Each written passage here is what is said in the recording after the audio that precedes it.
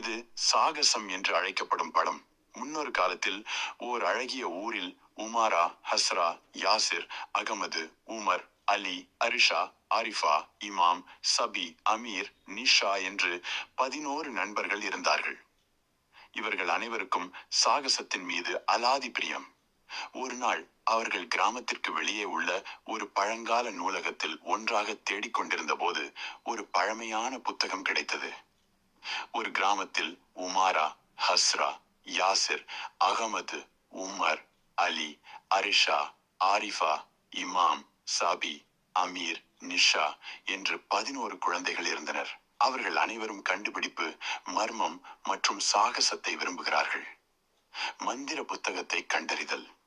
ஒரு நாள் கிராமத்திற்கு அருகில் உள்ள ஒரு பழைய நூலகத்தில் தேடிய போது ஒரு பழமையான புத்தகம் கிடைத்தது. அதன் அட்டையில் மேஜிக் வேர்ல்ட் அட்வென்ச்சர் என்று எழுதப்பட்டுள்ளது. அஹ்மத் புத்தகத்தை திறந்தவுடனே அதிலிருந்து பொன்னொளி வெளிப்பட்டது. அவ்வளவுதான். எல்லா குழந்தைகளும் ஒரே நேரத்தில் ஈர்க்கப்பட்டனர். மாய உலகில் நுழையுங்கள். அவர்கள் மீண்டும் கண்களை திறந்தால் அவர்கள் ஒரு அற்புதமான உலகில் இருக்கிறார்கள். அந்த உலகில் மரங்கள் நீளமாக இருந்தன, தீவுகள் வானில் மிதந்தன, விலங்குகள் மனிதர்களுடன் பேசுகின்றன.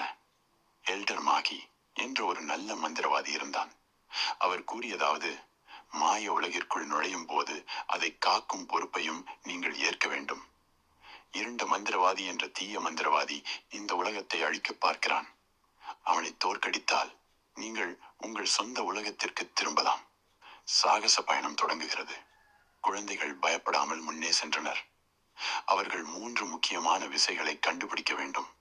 ஒரு காத்தாடியை பயன்படுத்தி உச்சியை அடைந்து ஒரு மாய வாயிலை திறக்கவும். இருண்ட மந்திரவாதியுடன் முடிவடைய வேண்டாம்.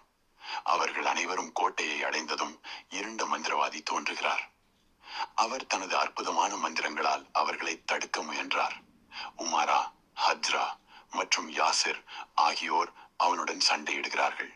அரிஷா, இமாம் மற்றும் நிஷா அவரது மந்திரங்களை விரட்டுகிறார்கள்.